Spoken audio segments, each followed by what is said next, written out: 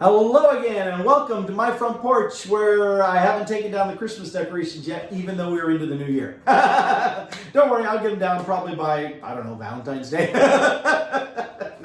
Yeah, no, I got to work on that this week. I got to get going on getting that stuff taken down. But still,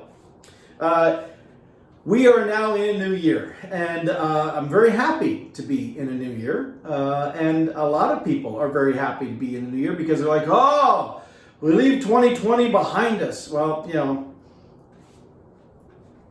pragmatically, changing into a new year doesn't change anything in the world. It's just a continuation of where we've been at. But it is a focal point for us to reset our thinking, our emotions, our view of the world. And so I want to take advantage of that aspect here. And I want to be cautious because I don't want to be sounding like I'm belittling anybody in anything that I'm going to say, or that I'm dismissing the suffering that anyone has felt, especially during 2021, because I have experienced some of the inconveniences of 2021, but I feel blessed that I have not experienced the direct negative impacts of 2021 in my own personal life. However, I have people who are very close to me who have had those very direct impacts of loss of job, loss of business. I mean, like losing their business, of individuals who have contracted COVID-19, who have had the COVID-19 scare and have had to quarantine and it came out okay, but others who actually had COVID-19 and symptoms and then had to recover from those things. I'm grateful and again blessed that no one immediately close to me has lost their life because of COVID-19, physically, their physical life. However, as I said, I know individuals who have lost the life they knew because of COVID-19. And that's very serious. And my heart goes out to individuals and what that means to them. And a lot of times I wish I could do more to help them, but the things they would need, I can't provide and certainly couldn't afford, and neither could you individually. We all, though, can be looking out for our friends and our neighbors and our family members and doing what we can to help them in our way. And if everybody is trying to help everybody around them, then people are taken care of. But my point for doing the video today is to really focus on the fact that we are now in a new year, and we can choose how we're going to enter that new year. You see, it's kind of like when you're trying to date someone. At least my experience now at this stage of life. When I would try dating a woman who had dated other guys that had not treated her well, who had been just jerks. Well, she would carry that baggage of those past relationships with her into every new relationship. And as if the new relationship, if that turned out to be a jerk, well, then she just adds more baggage to what she's carrying. I'm sure we do the same. Now, myself personally, I try not to carry baggage from the past with me. And that causes a lot of people to really be confused.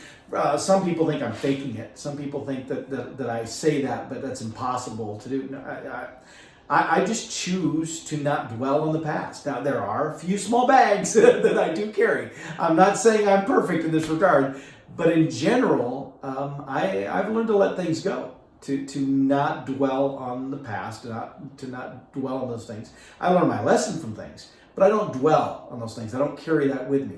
But a lot of people can't do that. A lot of people, they carry that with them. So like my analogy, my example, the dating someone who has had bad relationships in the past, coming into a relationship or seeking a relationship with me, and I'd start going out with somebody, and very quickly that baggage from the past comes to play. And when that would happen, well, then that screws everything up because it's hard to really make that work when there's this constant, you got to prove yourself that you're not the jerk of the other, like I've dealt with before. So anyway, we now are doing that with the year, with the changing of the new year. We have that opportunity. See, we can choose to drag the baggage from 2020 with us into the new year and expect the new year to prove itself to us, which is not going to happen. Or we can choose to say, it's a new year. Let's reset. Let's start new. Let's grab a hold of what we can do here. And in fact, let's acknowledge that 2020 wasn't all bad. I know in my case, I mean, my work stuff, yeah, I got challenged on some work stuff. We had to make a lot of significant changes because of what COVID did. My plans for the year, for myself and for my team, got really messed up. And I had to do some scrambling to make things still move forward as best we could. But we did. Also, in 2020, I started going out with Lisa. And we spent all that time now. We're coming up on 11 months together. This is a big deal to me, and that all happened during 2020.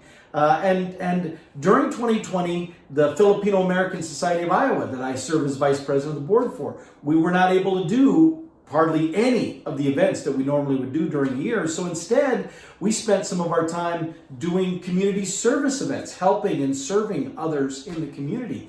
And that was very rewarding to be able to be that type of support for those individuals. And so, those kind of things stick out in my mind as instances of where things really paid off well. And my team at work, coming back around to that, it expanded actually during this last year, so that now as I'm going into 2021, I have an even bigger team. And now we're going to lay out our plans. COVID is still with us. It's not gone, but we're looking to a future where we're beyond that. And we're hoping that we cross that threshold sooner rather than later.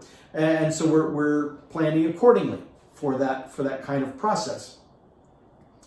Lisa and I still moving forward with our process of our relationship.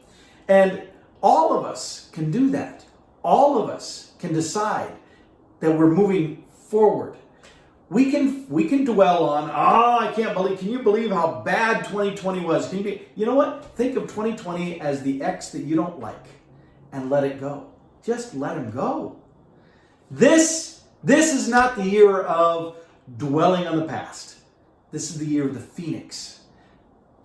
The phoenix, the legend of the phoenix is it rises from the ashes into this glorious flaming bird that flies majestically into the sky. And that can be you, that can be me, that can be all of us in 2021 if we choose for it to be. But we got to let go of the baggage of the past. Don't let the X known as 2020 continue to dog us and haunt us. Step into 2021 refreshed, renewed, excited, energized, and determined that you're going to own this year because you can. This is our year. It's the year of the phoenix. Let's go do it. And with that, I'll see y'all next time from my front porch.